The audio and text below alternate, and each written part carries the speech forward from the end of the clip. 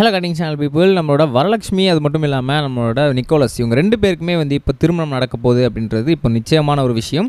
ஏன் அப்படின்னா நாளைக்கு தான் திருமணம் நடக்க போகுது. இது கிட்டத்தட்ட தாய்லாண்டில் சூப்பராக சம பிரம்மாண்டமாக சங்கர் படம் கொண்ட ஷூட்டிங் மாதிரி செட்லாம் போட்டு பயங்கர சூப்பராக ரெடி பண்ணி வச்சுருக்காங்க. செம கிராண்டாக எல்லாமே சூப்பராக அரேஞ்ச் பண்ணியிருக்காங்க. ஸோ நாளைக்கு திருமணம் அப்படின்றது நடைபெற போகுது அப்படின்ற மாதிரி இப்போ தெரிய வந்திருக்கு.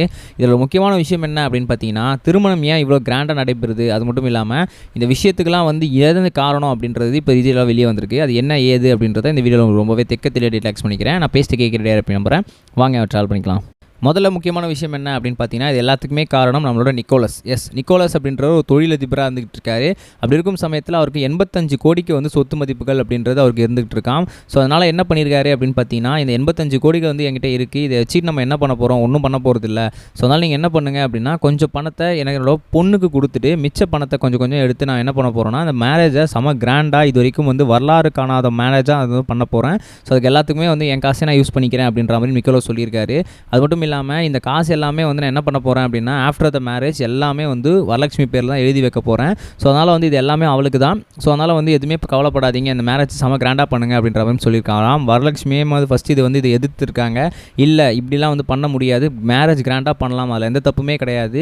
ஏன்னா எங்கள் அப்பா கிட்டேயுமே சொத்து இருக்குது, எங்கள் அப்பாவுமே ஒர்க் பண்ணிகிட்டு இருக்காரு, எங்கள் அம்மா ஒர்க் பண்ணிகிட்டு இருக்காங்க, நானுமே ஒரு ஒர்க்கிங் ப்ரொஃபஷன், நானும் சம்பாதிக்கிறேன், என் கிட்டேயுமே சொத்து இருக்குது, பணம் இருக்குது, எல்லாமே இருக்குது.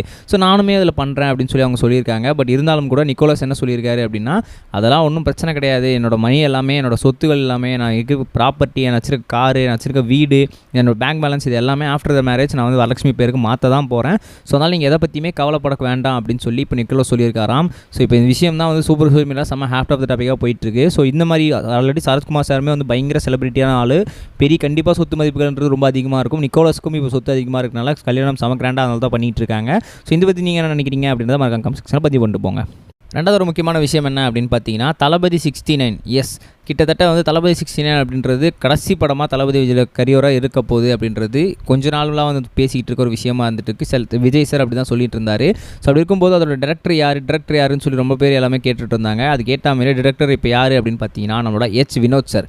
இட்ஸ் அஃபிஷியலி கன்ஃபார்ம் ஆகிருக்கு. இப்போ போஸ்டருமே கிட்டத்தட்ட இது பண்ணியிருக்காங்க. ஸோ இதில் ஹீரோயினாக யார் நடிக்க போகிறா அப்படின்னு பார்த்தீங்கன்னா, கத்தி படத்தில் நம்மளோட தளபதி சார் கூட நடித்து நம்மளோட சமந்தா மேடம் தான் அதுக்கு தளபதி சாருக்கு ஜோடியாக நடிக்க போகிறாங்களாம். அது மட்டும் இல்லாமல் அனிருத் சார் நம்ம தளபதி விஜய் கூட இணைகிறாரு அப்படின்ற வரையும் சொல்லியிருக்காங்க. ஸோ வினோத், நம்மளோட சமந்தா, நம்மளோட தளபதி விஜய், நம்மளோட அனிருத், இவங்க 4 பேரோட காம்போ எப்படி இருக்க போகுது அப்படின்றத பொறுத்து தான் பார்க்கணும். இந்த படத்துக்காக எவ்வளோ எக்ஸ்பெக்டேஷன்ஸ் இருக்குது அப்படின்றத மறக்காம கமெண்ட்ஸை பதிவு பண்ணிட்டு போங்க. நம்ம நெக்ஸ்ட் கேஸ் பை.